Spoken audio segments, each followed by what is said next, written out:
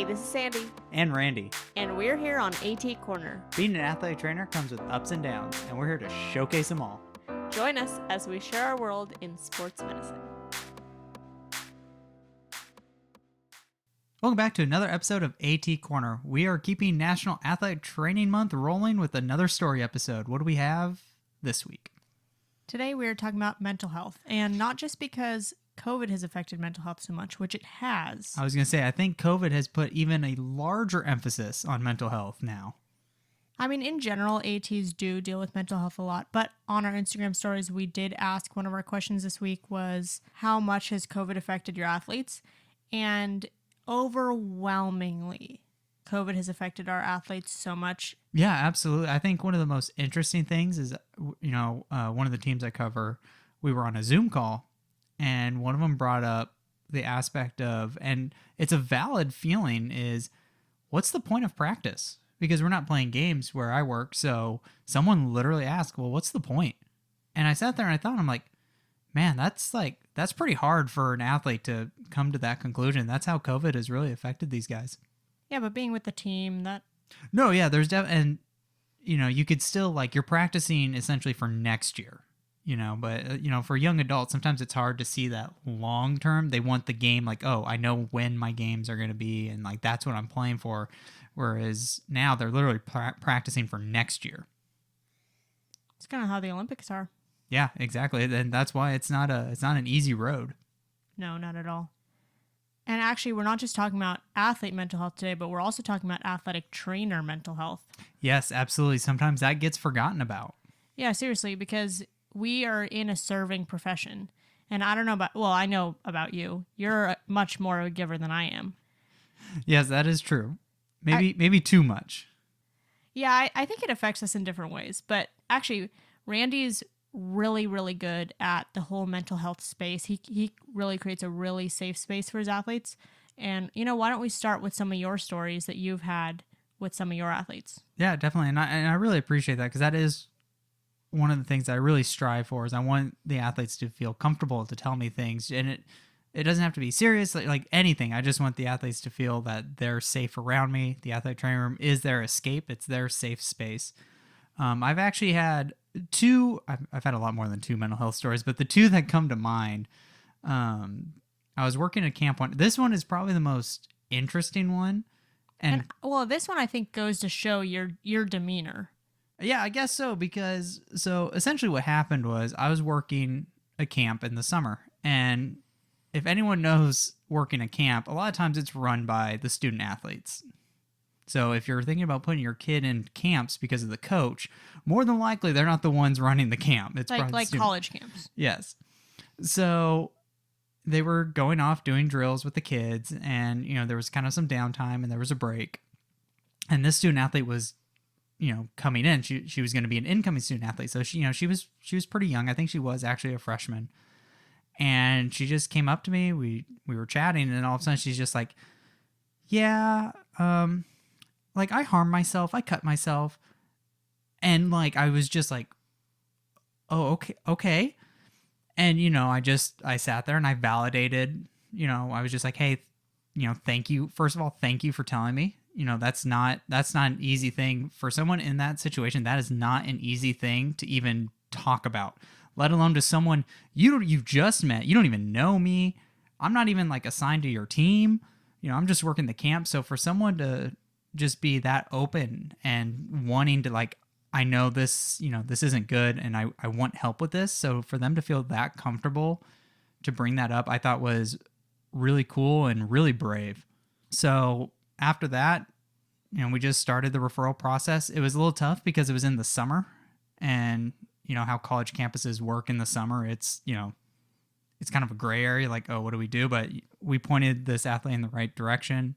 I made sure that she's not going to be a danger to herself right now, and that she wasn't in any danger of, suicide or anything like that. So once we were okay there, we just went through the appropriate referral patterns and we got her help. It has to be one of the coolest experiences, because she was so brave to bring that up. Yeah, brave, and definitely a call for help. No, absolutely. And then the next one that comes to mind is I was working in the athletic training room and this time it was with one of my athletes. I was just doing treatments. I had my team in there, and I just noticed she was off. She wasn't having a good time. She just wasn't in a good place. And I think that's one of the coolest things that we can notice because of the relationship we do have and we do build in that rapport. We can notice those sorts of changes in personality and behavior. Absolutely. And I think that's one of the values that athletic trainers bring is we are so we see our athletes all the time and we know their personalities. Again, that's a good and bad thing sometimes. But I just noticed she was just really off. She just wasn't having a good day. Someone said something, it really kind of ticked her off. She just left. Well, I was like, I better check on her and make sure everything's okay. I left the athletic training room and she was, out in the hallway, and I just asked, like, hey, are you good? And, she kind of told me she was like feeling down and stuff. And I said, okay, well, do you want to talk about it? And she said, yeah. And we went into my office and we just chatted. So within that conversation, anytime I talk about mental health with the student athletes is before we leave that conversation, I will always make sure, well, do you feel like you are a danger to yourself or others? And that's such a hard question to ask. So a mentor once told me that you got to practice asking it, because in the moment, that's one of the most important questions you need to ask. And if you aren't ready for this, then it's dangerous for that student athlete. Yeah, absolutely. I mean, I've had a lot of mental health professionals, the old stigma used to be like, oh, you don't talk about suicide because you don't want to put that into their mind. But that's actually not true. A lot of mental health professionals say, like, no, you want to bring it up. You want to ask them that question. You're not going to push them in that direction. So you want to make sure that they're okay. So I asked her, I said, have you have thoughts of suicide? And she said, yes, I thought about killing myself last night. And I was just like, whoa, okay. It seems like my response to a lot of this information is, okay. You don't say that out loud, do you? No, I don't say that out loud. I am much more composed. That's what you say in your head. That's what I say in my head or when I retell this story. But no, she said that I thought about killing myself last night. And you know what? And I just said the same thing. I really wanted to validate that she didn't have to tell me that. She could have lied and just said, no, I feel completely fine. But she was brave enough, and she had that honesty and that trust with me, and that she just said, yes, I thought about killing myself last night. And, I took that information. Like I said, I was like, thank you for telling me. Thank you for being, courageous in doing that. And luckily where I worked, we had psychological services on campus that had the triage option. So if someone is in that kind of position, they can go straight there and they will be seen by a mental health professional right away to be evaluated, and then the follow-up care will be set up thereafter. And I just told her, I said, okay, well, would you like to walk over to psychological services right now? And she was kind of iffy, and I said, I know it's scary, but you already took a big step, and just saying this, let's do this one together. I will go with you. I'll be there the entire time. So she kind of started feeling comfortable with the idea, and she said, okay, yeah, let's walk over there. I said, okay, let's go. So I walked over, and we went to the health center. We did the appropriate paperwork. I pretty much set it up for her so she didn't feel like she had to do it all, or didn't feel like it was too much or overwhelming. I sat with her as she filled out her paperwork. We had to sit and wait a little bit, obviously, until someone was available. And at that moment, she started having second thoughts. She sat there and she was like, I don't know if I want to do this anymore. And I said, hey, you're okay. We're already taking this step. You're already going in this direction. You've been courageous to do all this. Let's just see where it goes. If it doesn't work, hey, you gave it a shot. And they took her, and I still waited. I waited until she was done. And then once she was done, we walked back to the athletic training room, and she actually felt very relieved with her decision. It was a pretty cool day.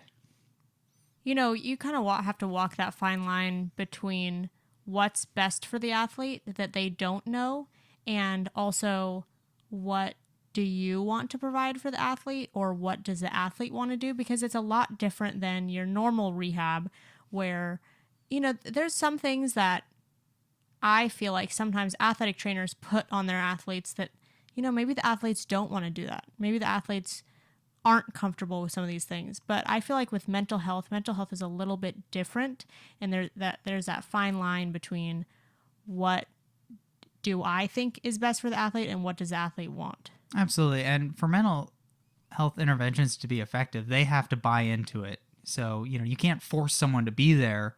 I mean, obviously, if it's prescribed by a psychiatrist and like all the inpatient stuff, obviously that's a little different.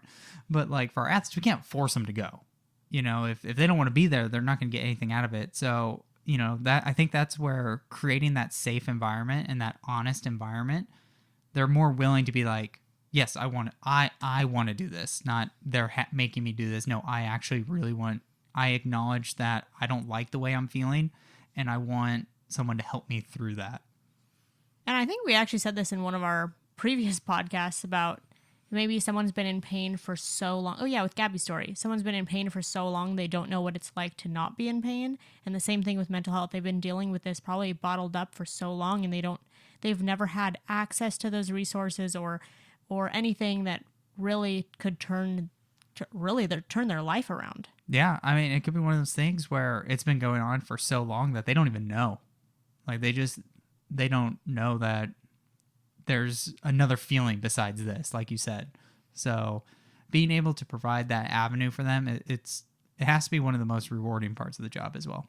Oh yeah, definitely. And not just the people who are thinking about suicide or thinking about harming themselves or others, but also the people who struggle with a more milder form. Those are the same valid feelings as well.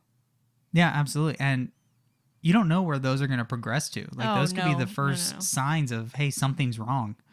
And if it gets ignored or, neglected, maybe it will develop into something a lot worse. I definitely think, we all know mental health has now played a huge role in our practice now. And I think it's great that the NCAA's like definitely recognize that this is a thing. And, they put out their best practices, because a lot of people think that, oh, student athletes don't have mental health problems.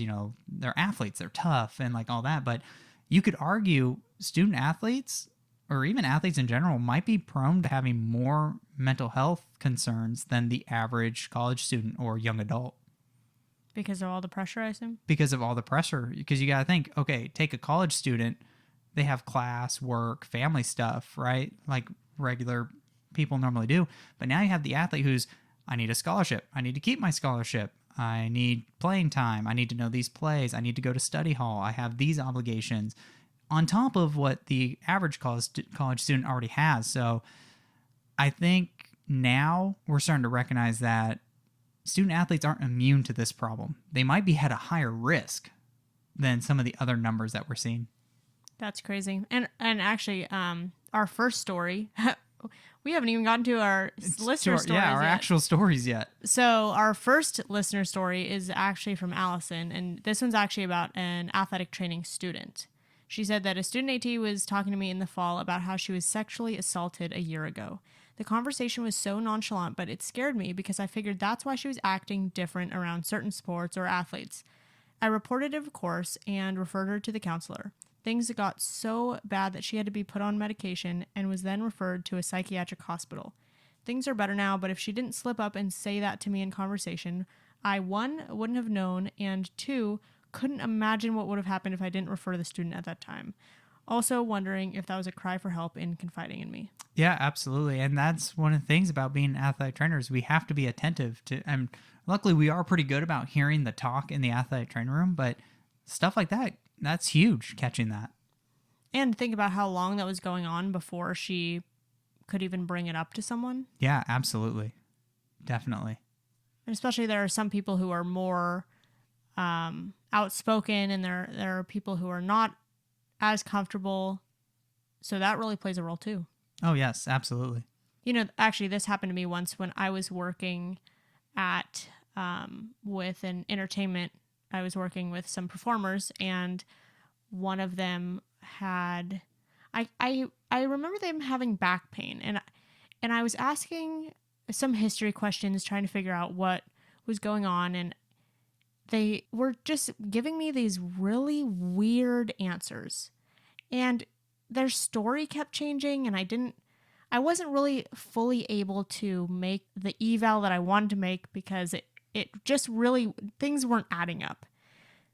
So I was trying to dig a little deeper and try to just make sense of what was happening.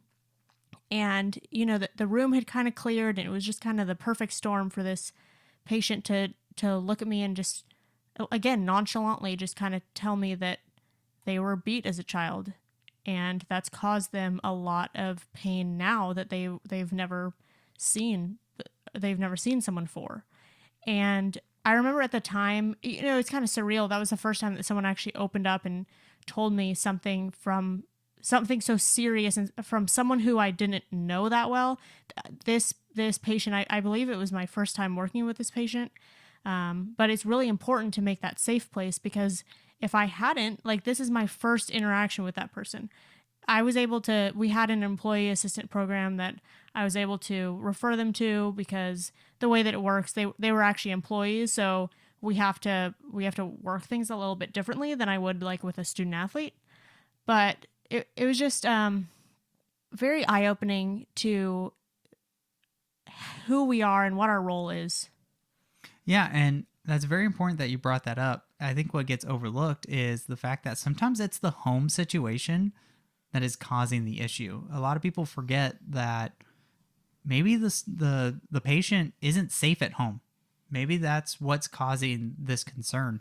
So that kind of, I don't want to say complicates it, but that kind of makes it a little more tricky to treat, because if you go through insurance, well, for any mental health thing, that's going to generate an EOB. Well, if the parents are the policyholder, that EOB gets sent to them.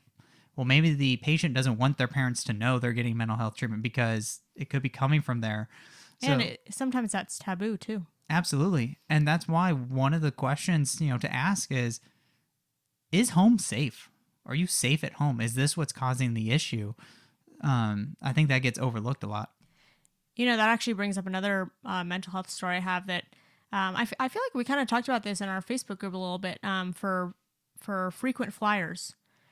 Sometimes, so when I was an athletic training student, we had this kid come in every single day, and he had a different injury every single day.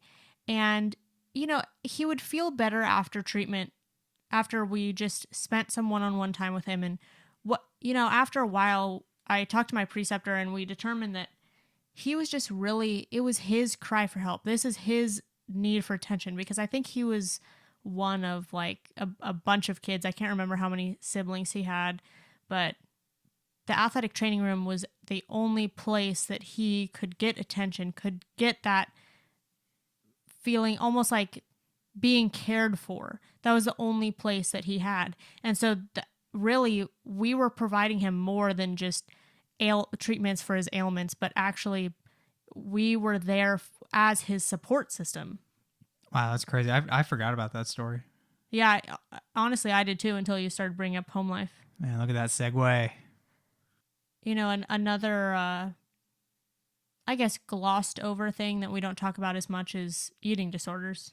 That's definitely something that's tough to observe clinically, because a lot of times it's going off of what others have told you. And that's been my experience. I've had athletes, like fellow teammates, come up to me and be like, hey, we're kind of worried about this person. You know, they're kind of doing this, which that's good on the teammates, you know, looking out for their fellow athlete.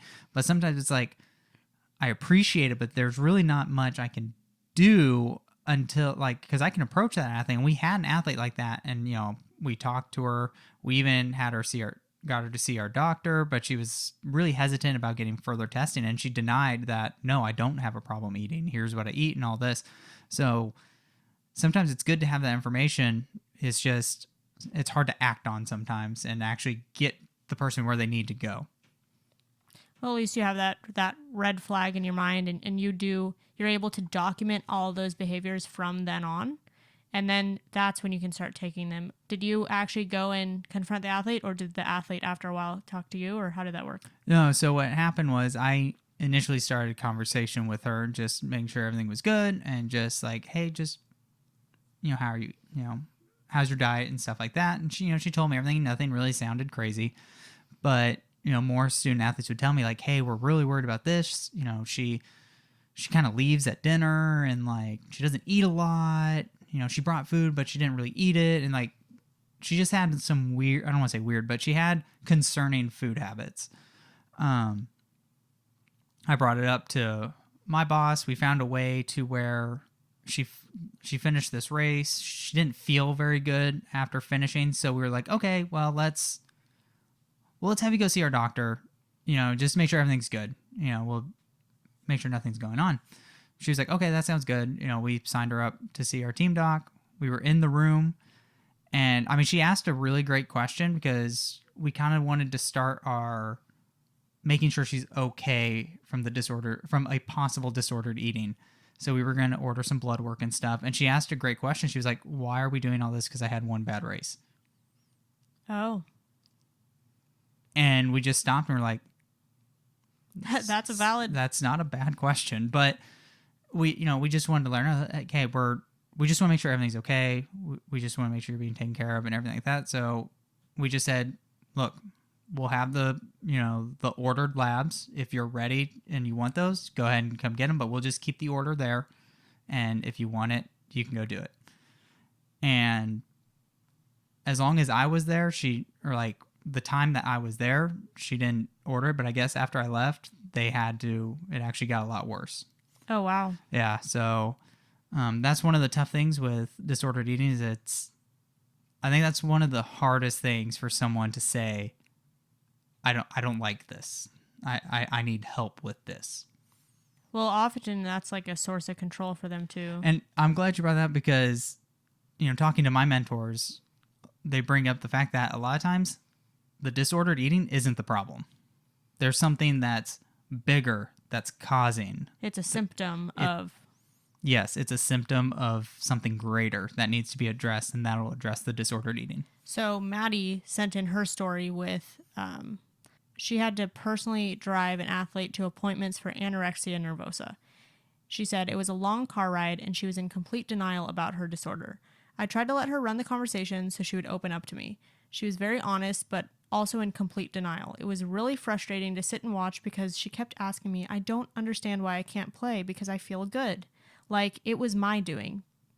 I know mental health isn't a choice, but it was still frustrating. And I love that she wrote this because we're allowed as athletic trainers to be frustrated.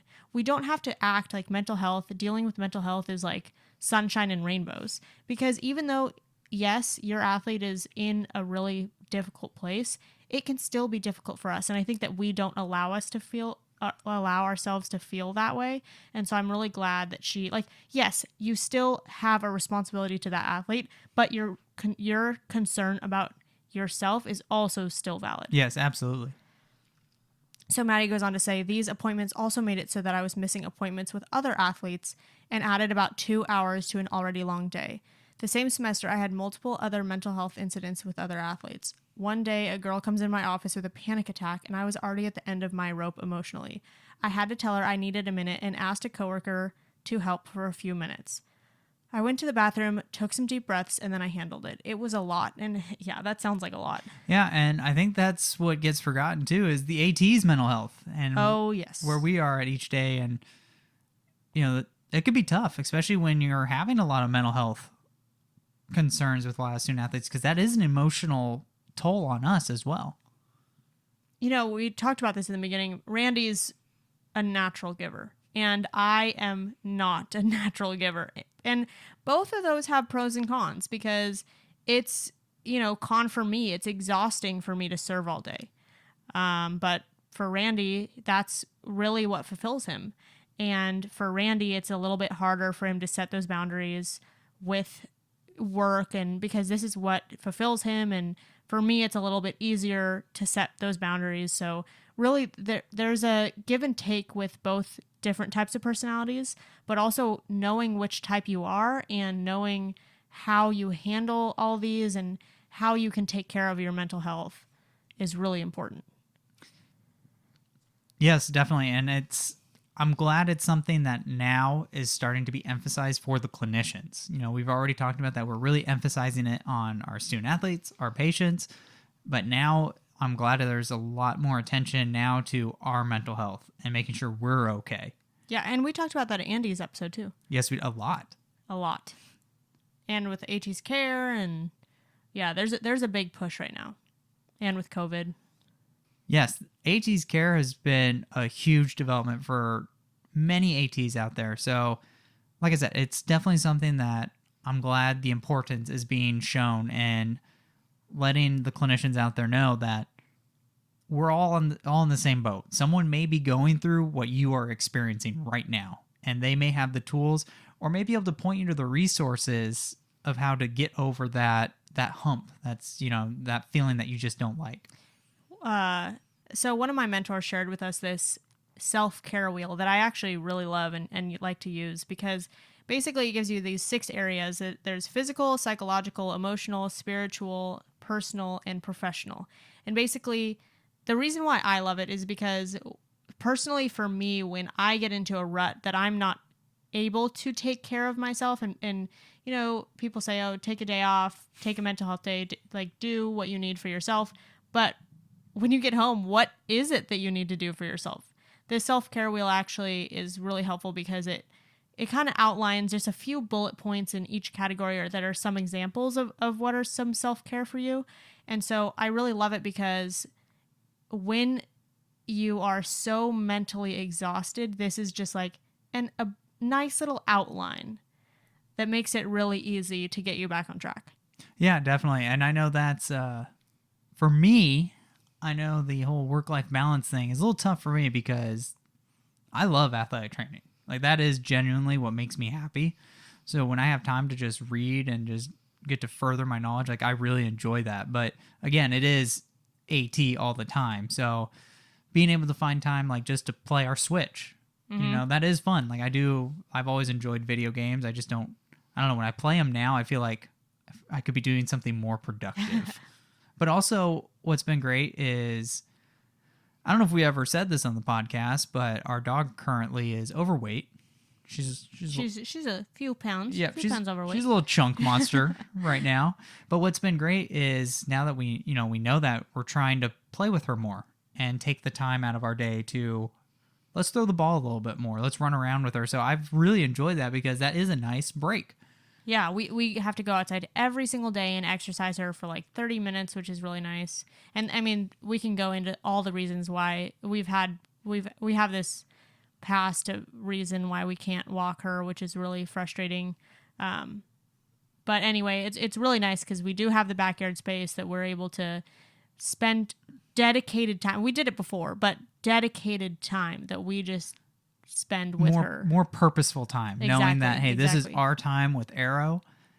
And I like it because I'm still feeling productive. I'm sharing a bond with our pup that we love, and it's good for her. She's getting her exercise, and it's good for us because we're running around.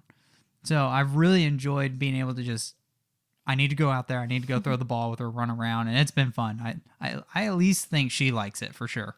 Oh, yeah. She loves it. Then she sounds like a choo-choo train afterward. It's hilarious. The problem is, though, her adaptation to exercise is a lot faster than mine.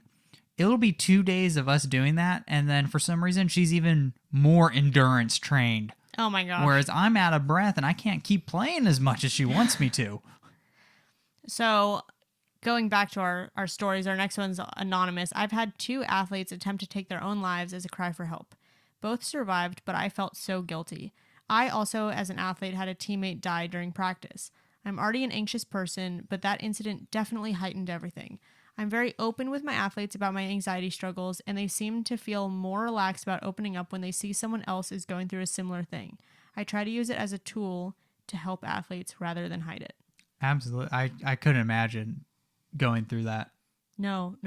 I mean, I get nervous just when an athlete kind of hints at something, not like that, but knows that they're going through something really serious. And I always, after I'm done talking with them, I always sit back and I'm like, okay, did I do everything? Am I good? Like, are they going to be good? Like, I just get worried. So I couldn't even imagine having that scenario. That's crazy. I mean, it makes it relatable too. If you have anxiety or you have, okay, I like to think about the physical aspect. If you have an injury, you remember what worked for you in that injury. And you remember how, did you really want to do your exercises every day? Yeah, and you know how it felt. Exactly. Like, that's the thing. You know the feeling. Mm-hmm. And so when someone has the same struggles, it's really relatable. And you can share what's worked for you and share what didn't work for you. And obviously that's so highly individualized that, maybe it won't work for your patient, but having someone to confide in. Yeah, you could build that comfort level that it's not an outsider looking in. It's someone who's there. And who's with you. Of course, you can't turn the conversation to yourself, but it is a tool that you can use. Absolutely. We actually, this next story is from the industrial setting, which I think is really, really cool. Yeah, I know I have the problem where all I talk about are student athletes, but it's patients in general. Mental health's an everybody thing. Yeah, and work can take a toll on people too. Oh, big time. Do you want to read this? Yes, so this one's by Erin G. In the industrial setting, people are concerned that if they come into the wellness center for an appointment, they will get fired. This is a literal rumor that I have to break down every day. Then you get them in there finally, they tell you how run down their job is making them and how their body is breaking down, and they feel all this pressure to continue to perform so they don't lose their job because they need to make money, but they are overworked and very stressed. It's a vicious cycle, especially right now when they are working 12-hour days for 5 to 6 days a week right now as overtime. And I'm sure that my site is an extreme case with that. When I was at a previous site, there wasn't that rumor, but there's definitely a stigma about not wanting to seem weak or anything like that for seeking help, whether that's looking weak to their coworkers or even their managers. So it's just really interesting with the general population, and especially when you get someone's livelihood involved. I feel like the same thing with therapy.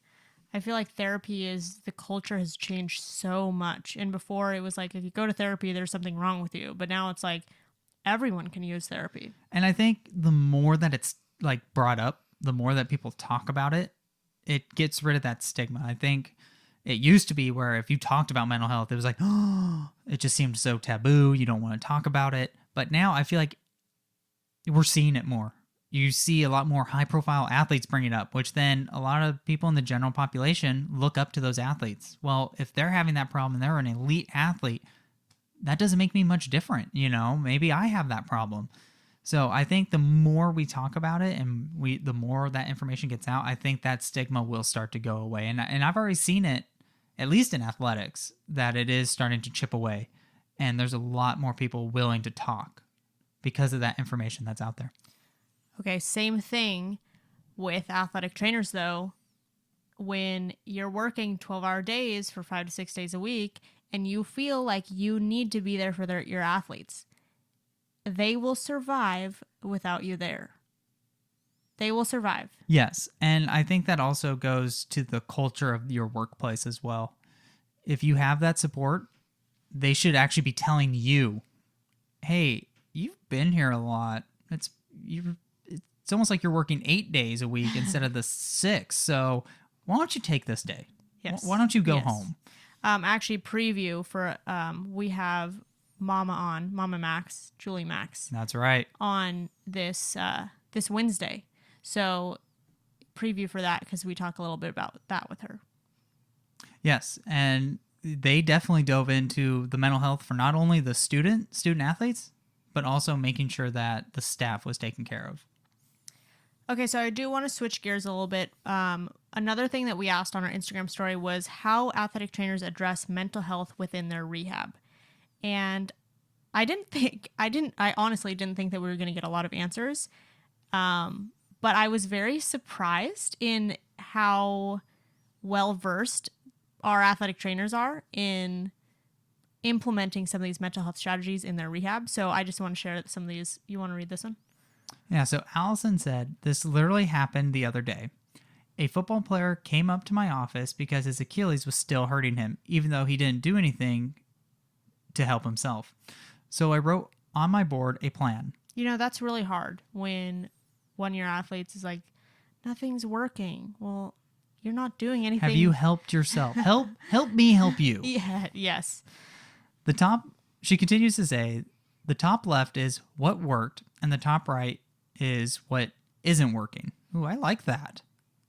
Underneath that is what we can improve on, and the star is our goal. Then, beneath the goal, we wrote points on how I can improve during the process for him. It's kind of like using SMART goals. I use goal setting a lot without giving athletes a timeline. Oh my goodness, I love that. That's really cool. You know, I this is kind of going back to the point that we were talking about before, where you have to ride that line, that fine line between what do you want for your athletes and what does your athlete want. Because obviously they don't know how to rehab an ankle. You know how to rehab an ankle. But if you're having them see 4,000 specialists and maybe that's just too much for them, you know, you really have to listen to the patient. And that is one of the hardest things I think that people don't realize is you need that buy-in and you need to listen to what the patient wants. And that is going to be that's going to get you way better outcomes than forcing them to do something that you think will work. I think the easiest thing, because sometimes the exercises, like the athletes may not know why you're doing the certain exercises. So I usually start with something pretty simple because I need to give them more choices on the exercise. I just haven't done that yet. But something very simple to me is things that make them feel better. Like if they absolutely do not like cupping and they're like, oh, I hate cupping. I don't think it works. I don't like how I feel after it. I'm not going to use it on them. Even though, maybe it does, maybe it's actually helping them, but they don't feel like it does. So then maybe it's not really getting rid of their pain. I'll do something they like. They'll be like, oh, can we do scraping today? Sure, I was going to do soft tissue work anyway, so there's not much of a difference between all the other soft tissue modalities. They like the tool work. They like the scraping. Yeah, why not? Another fine line of the athletes telling you what to do, though, that drives me nuts. Yes, I don't like the ones that come in. The ones that come in and just like think I'm in and out, and they're like, oh, I want this. Oh, I call it an oil. I'm not an oil change service. Oh, yeah, man. I look at them. I'm like, what, am I in and out? You just ordering off of a menu here? Yeah. But I do like getting their input, and if there's something they're like they're unsure about, they're like, oh, I don't really want to do this. I'll ask them like, hey, do you want to try this? And if they're absolutely like, no, I'm like, okay, that's fine. We'll do something different. That's okay. Yeah, and this whiteboard thing is really cool because if your patient's visual, you can see the different categories, and that communication is so important. You're both on the same page then. Oh, definitely. So she actually sent in a picture, so we're going to put that in our Facebook group. Nice. Another thing that people use in rehab is Jessica J said she never ever calls the extremity bad. For example, your bad ankle or your bad knee. I'll mainly just refer to the side and body part that's injured. And I think this is so important because the way you talk about it is how the athlete is going to perceive and internalize what you as the expert are interpreting this injury. Yeah, I think that's what's getting forgotten. Our words are powerful. So powerful. Even, it's a little off topic from what we're talking about, but even from the standpoint of a lot of stuff in NATA talking about motor control and motor learning, the way you just cue someone can totally change their outcome. From saying, like, the biggest example is like knee valgus. If you tell them to focus on your knee, like, oh, don't let your knee cave in, right? They're going to focus on their knee. That leads to a lesser outcome than making them focus on something external, like, oh, if you put a dot on someone's knee and say, hey, keep that dot aligned with this cone, and that's an anti-valgus motion, they're going to focus on, oh, I need to keep the dot on the cone instead of focusing on their knee. It just shows how words are very important. Super, super important. So Jessica goes on to say, when I have an athlete say something about their bad whatever, I immediately correct them also. I usually say something about how it's not bad, it's a work in progress, and we'll get there before you know it. It's pretty amazing to watch how they then describe their injured extremity. I'm going to take that one. I'm adding that to my practice. That's Jessica J. Thank you. I feel I am definitely going to use that. When I use this, I try to say the involved side or the non-involved side. I mean, it's very similar, but it's just not that negative connotation. You're not putting the negative on the Exactly. actual injured body part. So a lot of people actually talked about PROs and wellness evaluations and a more like objective ways to get an insight of what the athlete or patient's feeling. Charissa D said that she's had to refer so many times, most recently about 2 months ago. I send out a daily wellness evaluation to my team that gives me a snapshot of how the team is doing physically, mentally, as well as tracks sleep and nutrition. At the end of each evaluation, I give them a safe space to ask me questions or bring something up to me to follow up with them privately. They frequently use it to send me cute notes, but one day an athlete reached out to talk about her mental health. We talked, and I reassured her that I would be more than happy to listen, but that it would be worth reaching out to our team psychologist. About a month later, she texted me and asked if we had more resources for more consistent counseling, which we do, and I got her a referral to a therapist in her hometown. I think we have such a huge role in the athlete's mental health, and it's so important to gain trust with them. I feel like most times our athletes would prefer to talk to us because we already have a relationship with them and they know that we can be trusted. But unless we've had extra training in dealing with mental health, it's always worth encouraging someone to find a professional while still offering your ear to listen. And I think that's a hard line for people to realize too. Yes, athletic trainers are a jack of all trades, but we are not mental health professionals.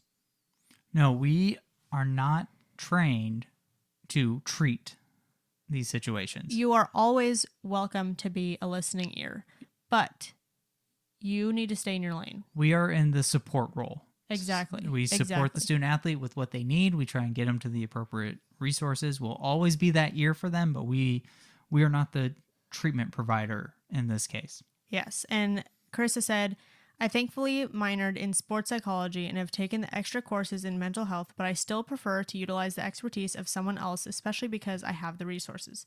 But for someone who works in a setting with not as many resources, just being familiar with the referral process via PCP or primary care physician and insurance and almost holding your athlete's hand throughout that process is so important to make sure they get to where they need to go. And that's the most important thing, is making sure they get to where they need to go. Yeah, really. It's really hard in the moment, but afterward, it's so worth it. Oh, absolutely. So I started asking her more about the daily wellness evaluation because I was like, that is so great. But I know that she has one team. She works at softball. She said, I started the daily wellness evaluation because several athletes had mentioned to me that there are concerns of being too fatigued and risking injury. So that was my solution to it. I only have 18 athletes to manage, so it's way easier. That, and they really appreciate what I do for them, so it helps. It doesn't take long to compile data as a graph chart to show coaching and support staff where the team's at. But I also think it makes a difference when the athletes are as invested in their health as I am. Absolutely, and that's the big buzzword now, is data. Mm-hmm. And I have definitely bought in on the value of data. It gives you information, and it's a way of better providing treatment to the group. If you can see the trends, if you can see where the whole team is at, and then break it down into where individuals are at, it goes miles. So our MVP Nicolette uses a PRO, the Central Stress Sensitization Scale, with our women's basketball team, and many of them opened up about mental health issues and disclosed some that weren't disclosed on their PPEs or beforehand. Nice. I recommend PROs to the whole team so they don't feel like it's directed towards them. I now take out women's basketball through yoga every Friday. Oh, that's fun. That's something cool to just break up their daily routine. It gives them a chance to be themselves. I do think that using PROs are on the rise. And I think that we got there are 5 PROs that we're about to talk about. Yeah, and the coolest thing about the ones that we picked out and the ones that we heard about, I didn't know about them. Certain ones, this was a learning experience for me. A lot of the PROs that I use obviously are for musculoskeletal injuries. So seeing these ones that are used for mental health aspects, it was huge for me because that was a learning process. So, hey, students, these things that you're learning right now, the PROs, people actually do use them in real life. I have implemented them in my practice. So, yeah. So Jessie M said, I use the PHQ-9 depression inventory and disablement in the physically active scale on a clipboard once a week with everyone that comes in, and maybe a little bit more frequently with concussion patients if they have emotional symptoms. It takes 5 minutes to finish and less time to score. 9 items on a 0 to 3 scale and a 10th item asking how difficult these symptoms make life. On the back of the form, it gives instructions on how to interpret the results and when to refer. It's usually a judgment call, but it's always offered even if immediate intervention isn't necessary. Also, so I like using Google Forms, and luckily our Google system is HIPAA compliant. So if you do have a HIPAA compliant Google system, you can use Google Forms for this, and it can be done digitally, which then goes to an Excel sheet, which can total it up for you. Yeah, it totally makes it so much easier. Exactly. We're trying to, at least I'm trying to work smarter, not harder. So Erin B uses the CSAI-2, which is the Competitive State Anxiety Index version 2. It assesses how their psyche is pre and post activity. Really great tool for those athletes return to play from long-term injuries, as well as mentally fragile used loosely. The Tampa scale is a scale for kinesiophobia. It helps us gauge their tentativeness and insecurities about movement. So grateful I've done my master's in sports psych. It has helped me so much as a professional. I've been thinking that too. I mean, I minored in psychology, and I've taken some classes on sports psych, but I wish I had a larger emphasis in sports psych for my rehab of student athletes. Erin continues to say it depends on the scenario. Ideally for return to play, I do right after the injury to give them a baseline, especially for ACL, RSI, and other injury-specific sports psych type forms. And then I go more for benchmark time slots, 3 months, 6 months, 1 year. All the forms I submitted are great tools for you to have a starting point in treating the whole patient. This is huge to me because I've been there. As far as where to go from the assessments, I use a lot of imagery for most of these. Putting the athlete in a safe environment and being able to explain what is going on and how to really picture it from a first and third person point of view helps the athletes really understand the situations and movements. We as ATs try our best to see things how they do, but sometimes we miss the mark. And utilizing these tools and techniques help us get a little closer to that. That right there. Yes, big time. We've been saying this the whole entire episode.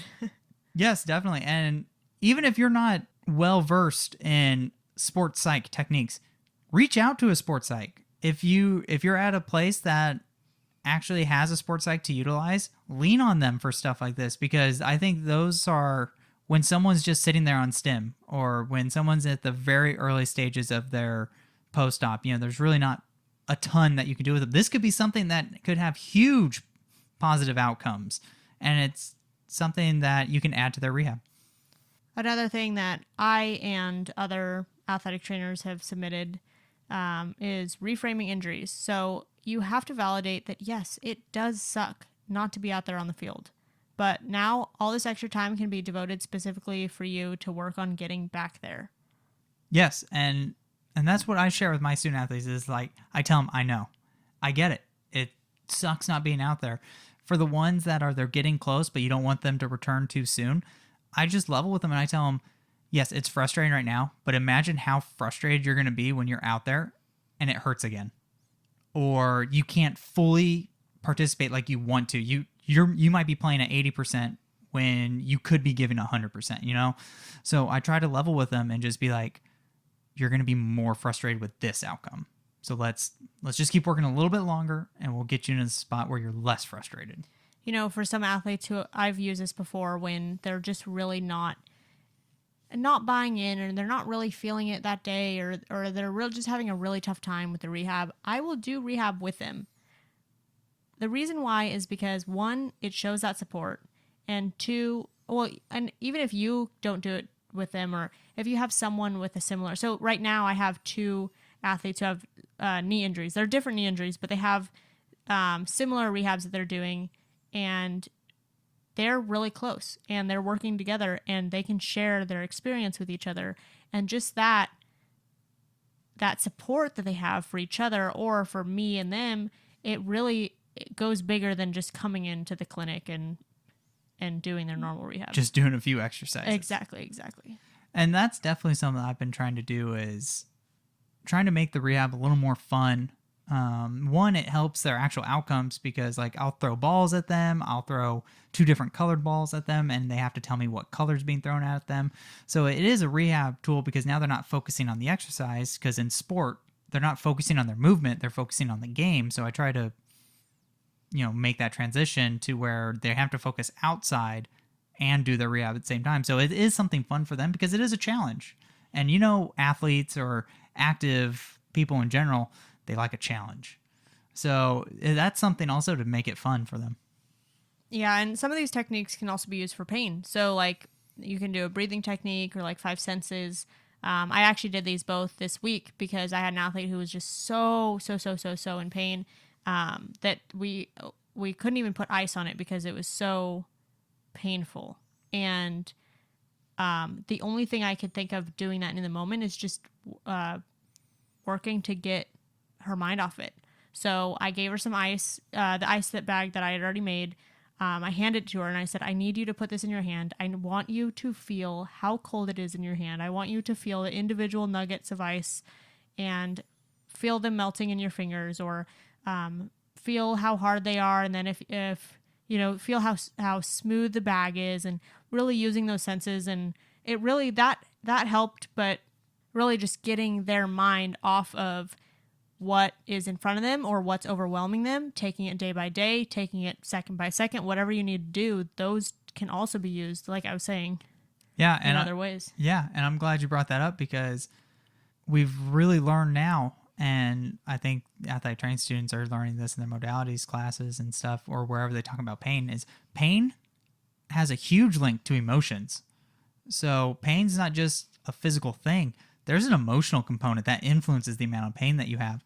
And I can't remember if we brought this up in the low back pain episode, but there is literature out there that patients that are, low back pain patients that exhibit depressive symptoms actually have worse outcomes than those that did not have depressive symptoms. So there is a huge emotional and mental health component to pain that can actually influence their pain level. Wow, I wish that was surprising. I wish it was surprising as well, but it just shows how one, pain is a very complex construct that we're still learning about, but also how important the mental well-being of our patients are to how they feel, how their rehab's going. I mean, if they don't think a rehab's going to work, they're not buying in, it may not work for them. Exactly. So yeah, you remember the project that I did with the therapy dog. Yes, absolutely. And then we looked at pain and different emotions and how the therapy dog affected those. And that person wasn't even like a dog fan. They were very indifferent about dogs. Didn't know. Exactly. And there were still very beneficial results just from that. So I can also say just this past week, one of the coaches brought in it has to be like almost 1-year-old now. And I was rehabbing with an athlete. The mood in the athletic training room just completely changed when this little baby was running around, laughing. It made everyone feel better. It made the whole day more fun. Therapy baby. Therapy baby. Oh my gosh, this is a long episode. Yes, it is. It got a lot longer than we thought. Okay. So we actually have a lot in this week that we're going to put in our Facebook group because this is not our only episode this week. We have Julie Max's episode to close out National Athletic Training This is a big week. It really is a big week. We also we're going to post in our Facebook group PROs that you guys were talking about in this episode. So then if you want to bring those into your practice, you can totally check them out and see how to score them and everything. What else are we going to put in the Facebook group? Oh, the question of the week. The question of the week, and also the self-care wheel. You guys, just if you're not part of our Facebook group yet, you need to head over to facebook.com/group/atcornerpodcast. And no, it's not our Facebook page. It's an actual group called AT Corner Community. Yes, we are ending National Athletic Training Month with a bang. We really are. Boom. We've peaked, guys. This is the. Well, I we sure can't hope. Get better than this. I sure hope not. I hope this isn't the peak for us. Julie Max. That's pretty cool. Andy Paulin too. Yeah, we had two Hall of Famers in 1 month. I don't know, Randy. I don't know. Who knows how we're going to top ourselves? Anyway, head over to our Instagram stories at AT Corner Podcast on Instagram, and we'll be posting some of our upcoming episodes. And if you want to submit your stories, you can head over to our Facebook group. Don't forget to share, rate, and review. And I think that's all the fine print I have. I think that's about it. Thank you for helping us showcase athletic training behind the tape. Bye.